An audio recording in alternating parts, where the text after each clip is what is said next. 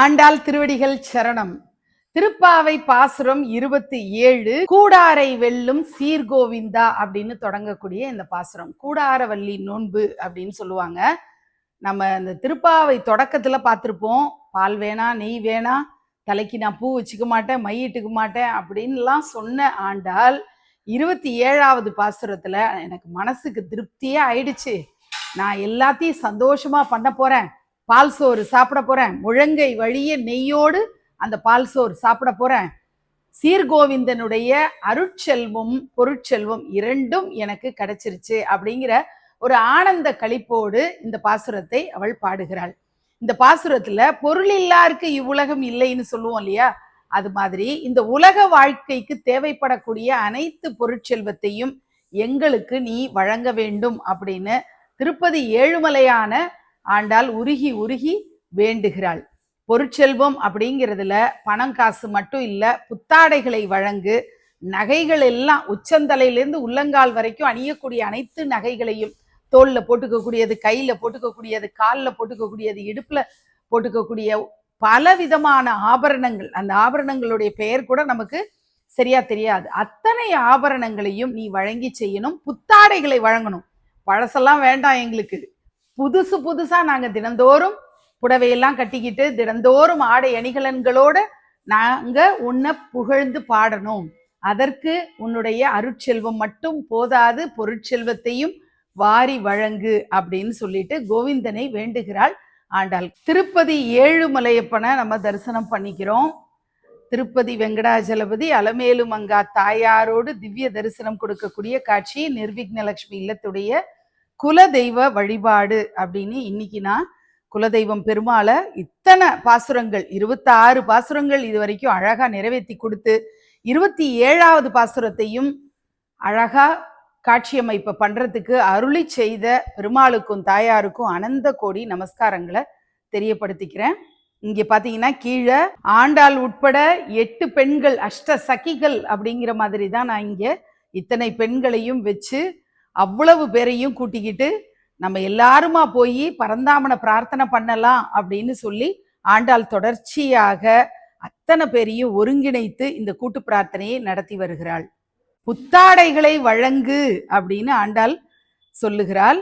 ஒவ்வொரு நாளுமே புத்தாடை அணியும் போது மகிழ்ச்சி, மனசுல உற்சாகம், குதூகலம் இதெல்லாம் வரும் இல்லையா, அந்த மாதிரி தினந்தோறும் உற்சாகமா இருக்கிறவங்க தான் புத்தாடையும் அணிந்து கொள்ள முடியும்.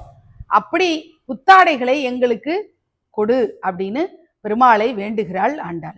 பொருள் இல்லாருக்கு இவ்வுலகம் இல்லை, நமக்கு பொருட்செல்வம் இந்த உலக வாழ்க்கைக்காக அவசியப்படுகிறது. கிருஷ்ணா, உன்னுடைய காலடி பட்ட அந்த பொருட்செல்வத்தை எங்களுக்கு கொடு, இந்த உலகியல் வாழ்க்கையில் கிடைக்கக்கூடிய அனைத்து இன்பங்களையும் நாங்கள் அடைவதற்கு உன்னுடைய அருட்கடாட்சம் தேவை என்று கூறுகிறாள்.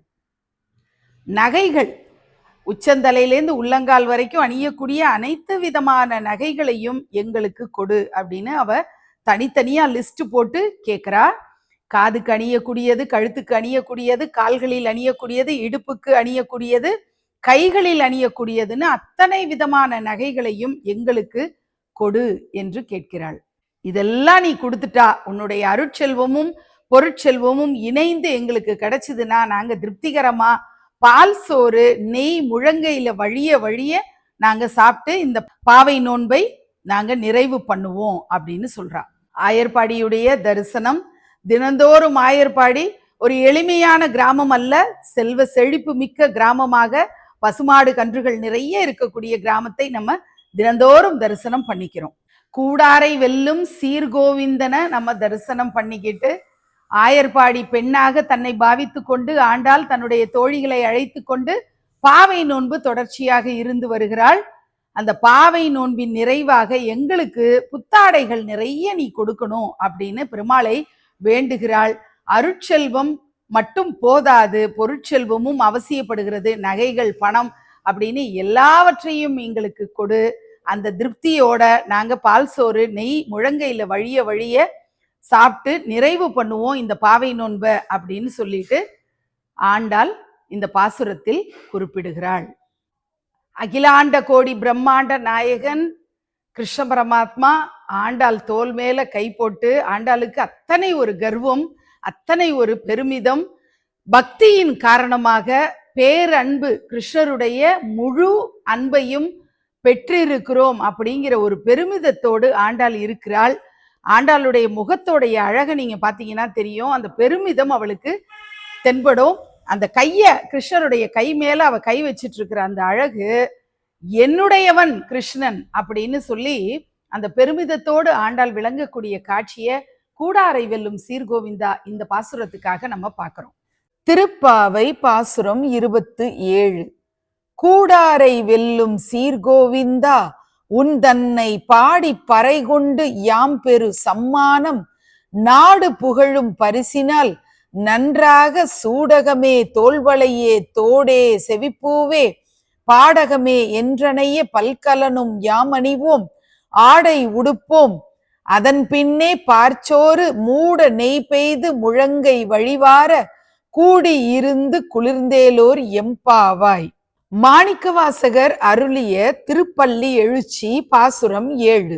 அது பழச்சுவை என அமுதென அரிதற்கு அரிதென எளிதென அமரரும் அறியார், இது அவன் திரு உரு இவன் அவன் எனவே எங்களை ஆண்டு கொண்டு இங்கு எழுந்தருளும் மது வளர் பொழில் திரு உத்தரகோச மங்கை உள்ளாய் திருப்பெருந்துறை மன்னா, எது எமை பணிகொளும் ஆறு அது கேட்போம், எம்பெருமான் பள்ளி எழுந்தருளாயே.